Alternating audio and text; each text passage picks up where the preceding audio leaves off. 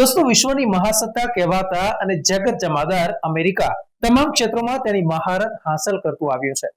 NASA સહિત વિવિધ એજન્સીઓએ કુદરતને ટક્કર આપતા હોય તેવા અનેક સંશોધનો હાથ ધર્યા છે. પણ કેલિફોર્નિયામાં લાગેલી આગ અને અનેક દિવસો પછી પણ તે ઓલવી નથી શકાતી ત્યારે કુદરત સામે મનુષ્ય અને તેની તમામ ટેકનોલોજી નિષ્ફળ છે અથવા તો તેની પહોંચની બહાર છે તે વાત પુરવાર થઈ રહી છે. ડિઝાસ્ટર મેનેજમેન્ટના તમામ નિયમો માત્ર નામના જ પુરવાર થઈ રહ્યા છે ત્યારે વિશ્વભરમાં અમેરિકાની કુદરત સામેની આ લાચારી ફરી એકવાર ટકાઉ વિકાસ લક્ષ્યાંકો અને પર્યાવરણની જાળવણીનો છેદ ઉડાવે છે.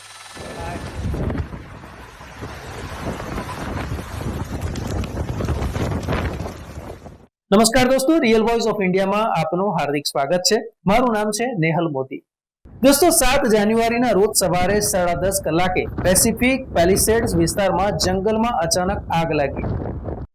આમાં અત્યાર સુધીમાં 16 થી વધુના મોત થઈ ચૂક્યા છે.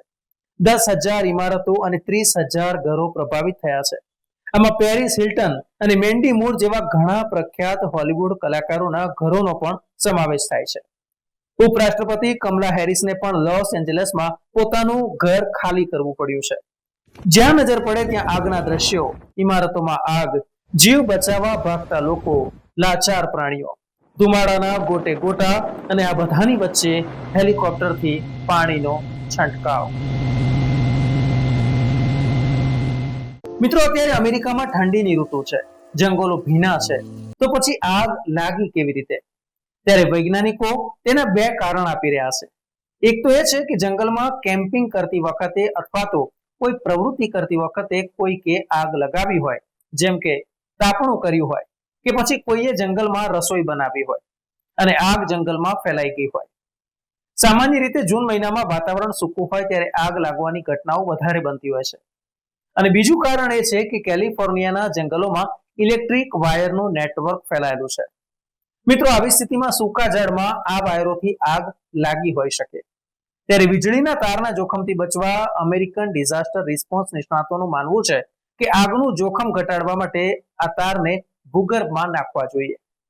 હવે સવાલ એ થાય છે કે પેસિફિક પેલિસેડ્સથી શરૂ થયેલી આગ ધીમે ધીમે આગળ કઈ રીતે વધી અને કેમ ફેલાઈ? તો નિષ્ણાતોના મતે કેલિફોર્નિયાની આગ આટલા મોટા વિસ્તારમાં આટલી ઝડપથી ફેલાઈ તેના પણ મુખ્ય 2 કારણો છે. શુષ્ક હવામાનને લઈને જંગલ સૂકું હતું ત્યારે વર્ષ 2022માં અને 2023માં લોસ એન્જલસમાં સામાન્ય કરતા ઘણું વધારે વરસાદ અને ઠંડુ તાપમાન હતું. આ કારણે જંગલોમાં ઘણા વૃક્ષો અને છોડ ઉગી નીકળ્યા હતા. આ પછી 2024માં ઠંડી પડી અને વરસાદ ઓછો થયો. બસ આને કારણે વૃક્ષો અને છોડને ભેજ ન મળ્યો અને તે ઝાડ સુકાઈ ગયા. આ સૂકી ઝાડીઓ આગ માટેનો માર્ગ મોકળો કરતી હતી.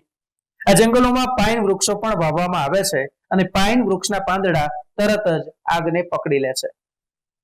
આ ઉપરાંત સાન્ટા એનાથી આવતા ગરમ અને જોરદાર પવનો કેલિફોર્નિયાથી લગભગ 200 માઇલ દૂર ગ્રેટ બેસિન રણથી આવે છે. ઓક્ટોબર અને જાન્યુઆરી વચ્ચે આ વિસ્તારમાં હવાનું દબાણ સતત વધારે હોય છે.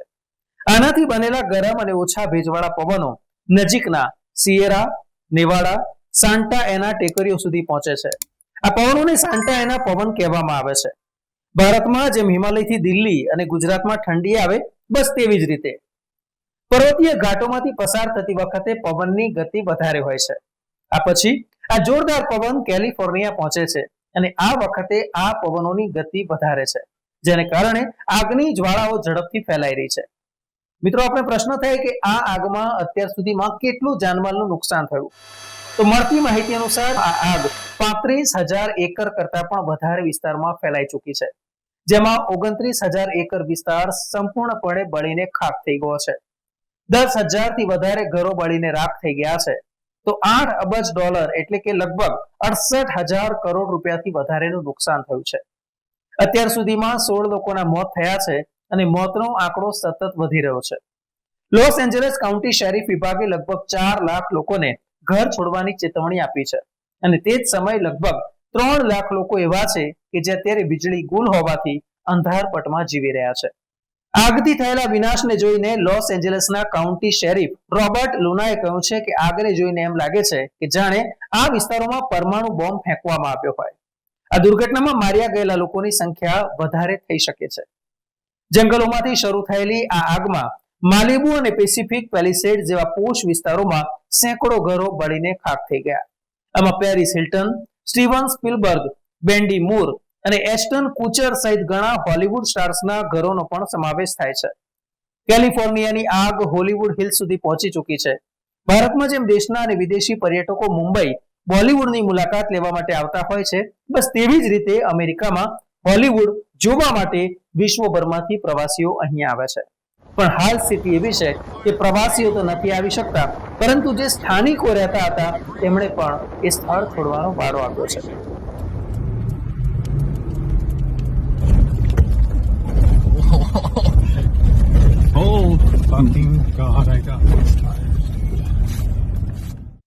મિત્રો, કરોડો રૂપિયાની તેમની ઘરવખરી, તેમના બંગલાઓ, ગાડીઓ બધું જ બળીને રાખ થઈ ગયું છે. અમેરિકાના ઉપરાષ્ટ્રપતિ કમલા હેરિસનું લોસ એન્જલસના બ્રેટનવુડ વિસ્તારમાં આવેલું તેમનું ઘર પણ તેમને ખાલી કરવાની ફરજ પડી છે. ત્યારે અમેરિકાએ આગ ઓલવવા માટે અત્યાર સુધીમાં શું પગલાં ભર્યા તેને લઈને પણ ચર્ચા જાગે છે. તો મિત્રો, આપણે જણાવી દઈએ કે આગ ઓલવવાની ઘટનાની જાણ થતાં જ 10 જાન્યુઆરીના રોજ રાષ્ટ્રપતિ જો બાઇડને ઇટાલીનો તેમનો પ્રવાસ રદ કર્યો. યુએસ સરકારે દક્ષિણ કેલિફોર્નિયામાં 5 ફોરેસ્ટ સર્વિસ એર ટેન્કર તૈનાત કર્યા છે. તેઓ જંગલ પર સતત પાણીનો છંટકાવ કરી રહ્યા છે. 10 હેલિકોપ્ટર પણ આગ ઓલવવાના કામગીરીમાં લાગેલા છે. આ ઉપરાંત યુએસ ફોરેસ્ટ સર્વિસે સેંકડો ફાયર એન્જિન તૈનાત કર્યા છે. લગભગ 7500 જેટલા અગ્નિશામકો આગ ઓલવવાનો પ્રયાસ કરી રહ્યા છે. કેલિફોર્નિયામાં પાણીના ટેન્કરોમાં સતત વધારો કરવામાં આવી રહ્યો છે. જો કે મીડિયા રિપોર્ટ્સ અનુસાર લોસ એન્જલસમાં અગ્નિશામક સાધનોની અછત પડી રહી છે. રજા ઉપર ગયેલા તમામ અગ્નિશામકોને પાછા બોલાવવામાં આવી રહ્યા છે. કેલિફોર્નિયામાં લાગેલી આગ ઓલવવામાં કેનેડા પણ અમેરિકાને મદદ કરી રહ્યું છે. કેનેડાએ તેના CL-415 વિમાનો, જેને સુપર સ્કૂપર્સ કહેવામાં આવે છે, તેને કેલિફોર્નિયા મોકલ્યા છે, જે આકાશમાંથી આગ પર પાણી વરસાવે છે. ત્યારે ડોનાલ્ડ ટ્રમ્પ પણ વિચારતા હશે કે જે દેશને મેં અમેરિકાનું 51મું રાજ્ય બનાવવા માટે મજાકમાં કહી દીધું, તે જ કેનેડાએ દુઃખની ઘડીમાં અમેરિકાનો સાથ આપ્યો છે. બચાવ ટીમે લગભગ 2 લાખ લોકોને સહી સલામત સ્થળોએ મોકલી દીધા છે.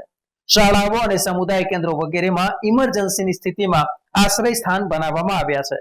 જો કે આગ લાગ્યાના અનેક દિવસો બાદ પણ અમેરિકા તેને કાબૂમાં નથી લઈ શકતું.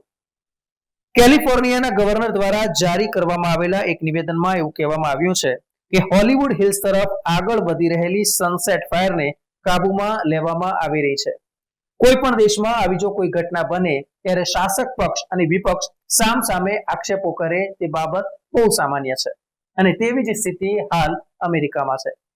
ત્યારે ડોનાલ્ડ ટ્રમ્પે સોશિયલ મીડિયા પ્લેટફોર્મ એક્સ પર આગ માટે રાષ્ટ્રપતિ જો બાઇડનની સરકારને જવાબદાર ઠેરવતી પોસ્ટ કરી હતી. ટ્રમ્પે લખ્યું હતું કે ફાયર હાઇડ્રન્ટ્સમાં પાણી નથી. ફેડરલ ઇમરજન્સી મેનેજમેન્ટ એજન્સી એટલે કે ફેમા પાસે પૈસા નથી. આ જે છે તે જો બાઇડન મારા માટે છોડીને જઈ રહ્યા છે. આભાર જો બાઇડન. હંમેશા એવું મનાય છે કે આગ લાગવા માટે 3 વસ્તુઓ જરૂરી છે. એક છે ઓક્સિજન, બીજું બળતણ અને ત્રીજું ગરમી. આગ સળગાવવા માટે હવામાં ઓછામાં ઓછો 16% જેટલો ઓક્સિજન હોવો જરૂરી છે. સ્વચ્છ હવામાં 21% ઓક્સિજન હોય છે.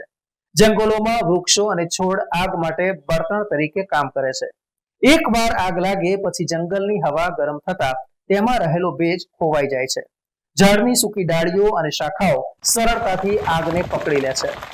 આગને ખેતરો કે પછી જંગલોમાં ફેલાતી અટકાવવા માટે કોઈ ટેકનોલોજી જો વ્યાપક પ્રમાણમાં વપરાય છે તો તેનો જવાબ છે તે છે બફર ઝોન બનાવવો, જેમાં વસ્તીની આસપાસ ફેલાયેલા આગના વિસ્તારમાં વૃક્ષો અને છોડની કાપણી કરીને બફર ઝોન તૈયાર કરવામાં આવે છે.